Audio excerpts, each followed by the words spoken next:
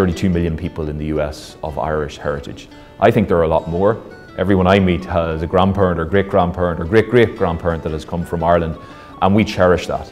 2.3 million people in this great state consider themselves Irish. People in Ireland think of any part of the United States that is the innovative, the happening place. It's always been the west coast of the United States.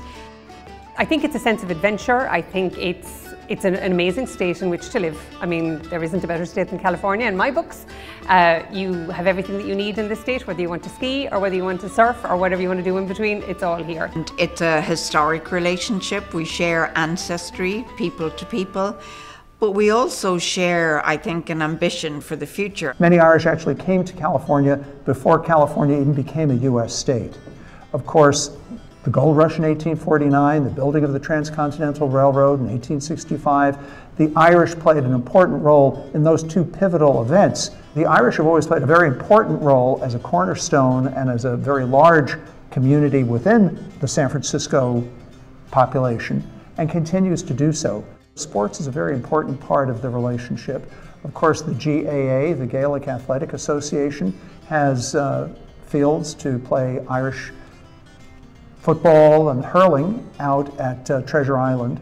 We have brought a number of Irish sporting teams here to the Bay Area to compete, and vice versa. We've sent over basketball teams and football teams and rugby teams to play in Ireland.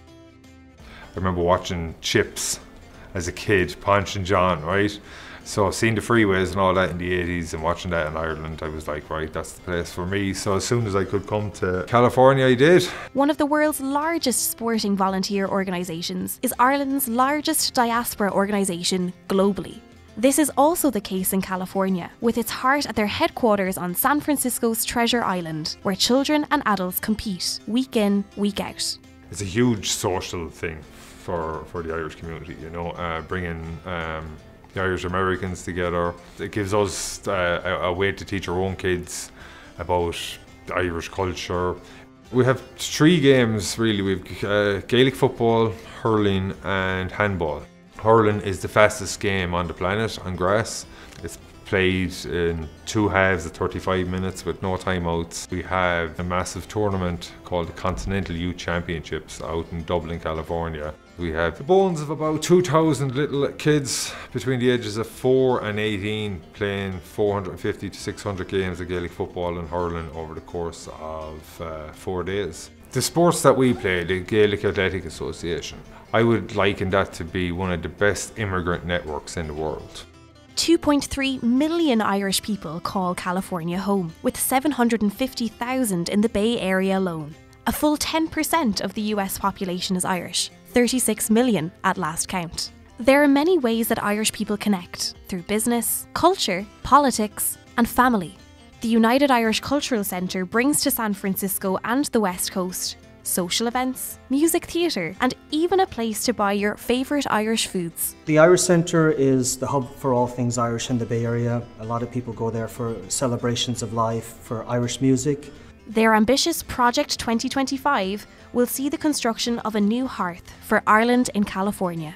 Irish Immigration Pastoral Centre in San Francisco and the Irish Outreach Centre in San Diego provide aid for newcomers, opportunities for seniors to gather, and give back through charity events. The Irish Immigration Pastoral Centre is just over 25 years old, and we are a full-service organisation supporting the Irish community in San Francisco, the Bay Area, Northern California, and indeed a little bit farther afield than that. Our 6 programmes include our wellness programme, our active retirement programme, immigration and legal, Irish Immigrant Connect, community building and outreach, and pastoral care. How do they get into the community? How do they network? We have many young Irish graduates who come out, so we run a mentorship programme for them with local industry leaders, helping them to figure out how to navigate the employment realm and how to just get set up for their year's visa. Started with 3 programs with immigration, jobs, housing, and now it has evolved to about 60 programs. And we meet the needs of the day of the arriving immigrant and those who've been here for a while. This young guy came in one day and he wanted to get a job at Google. He went down to the building, he got into the elevator, he spent the day in the elevator up and down meeting people. Eventually he met one of the top CEOs, brought him in, and now he's really flying down there at Google. But it was just sheer determination, up and down the elevator all day. I work at Immaculate Conception Academy, ICA Cristo Rey in San Francisco, all-girls Catholic high school that educates young women from low-income families. They must go to college, so we have a 100% college acceptance rate. And they must work in a professional environment, and that's where I come in. We want to take young kids from low-income families and have them dream big, because a lot of the times they'd never get inside that door. And so now you're introducing them to entry-level work at law firms, banks, TV stations, hospitals. The Irish have been very well received in California, and in some ways we have a leg up. Americans seem to be drawn to the Irish. I came to America in February of '94 and lived in New York City until 9/11. And after 9/11 happened, I got into my car and drove to San Diego.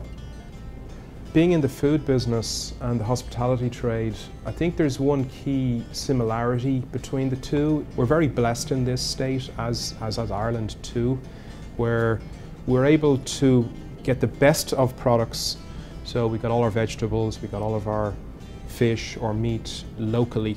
California has the luxury of that, and then there are the great chefs that we have, of which there are a lot in San Francisco, that are able to make the best out of this food. Food and beverage exports account for an important share of Ireland's economy. Bord Bia supports many such exports, ranging from produce, meat, dairy products and Irish spirits. It's hard to not talk about whiskey, right? Irish whiskey, when it comes to the influences that Ireland has had on California. You know, the Irish word for whiskey is Ishkabaha, which is the water of life, which is really interesting. That's how we view it in Ireland. The ability for Ireland to build further relationships around food and alcohol will continue over time, and I'm excited to see where that will go. Despite our troubled history, there's just an incredible spirit of Irish people.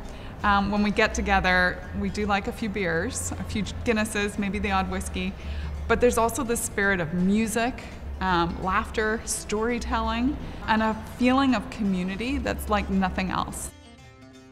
There is a story that says that Hollywood actually got its name from Ireland. So there is an Irish immigrant in the late 1850s who travelled over to the US, made his way to California, where he set up a little farm, a homestead for himself, and a racetrack. And he came from Wicklow, and from a little place called Hollywood, and decided that he would bring the name of his homestead with him, and that Hollywood built up in and around him but retained the name. The consulate in Southern California is relatively new, only opening in 2019. This consulate has a really specific remit, actually. We're very focused on culture, on supporting and promoting the Irish arts. So co-located with us, Screen Ireland, so it's the Irish Film Board. Ireland and the Irish film industry is just extraordinary. Irish cinema has recently been on the rise. At the 2023 Oscars, 1/4 of acting nominees were Irish, and the short film An Irish Goodbye took home the prize. With music, you don't have filters, language filters. So you come in under people's filters and you just open their hearts and open their minds. I'm the artist partner at Cal Performances in Berkeley. In Ireland, our relationship with music is really close. We're not doing it for the money. We're doing it because this is what feeds our soul. And it's our way of connecting to other people. I think for a lot of them, music and the arts were a place to be themselves. There was a lot of pressure to assimilate, right? And to hold your identity and pass it on to your next generation. The arts are natural, the storytelling, the poetry, the music, and sports as well. These are all the ways we do this, and music is a big part of it. The first time we came to Ireland was in 1995. It was probably the first time that I felt I could just be me.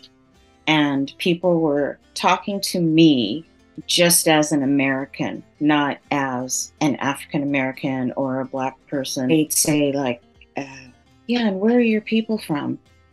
And they meant what county in Ireland my people were from. The people are very warm and welcoming still to this day. I can remember reading about my own ancestor, letters that were written back and forth about the earthquake that happened here in San Francisco, and members of relatives who actually came out from Ireland to help in that relief effort and help in rebuilding in the city after that. And so historically, there's always been these strong bonds, and it's important that we continue those today. As an Irish man, as a representative of the Irish government here in California, I'm in a very privileged position. And every day I'm honoured to go out and to engage with people that want to build relationships between this part of the world and Ireland, between the US and Ireland.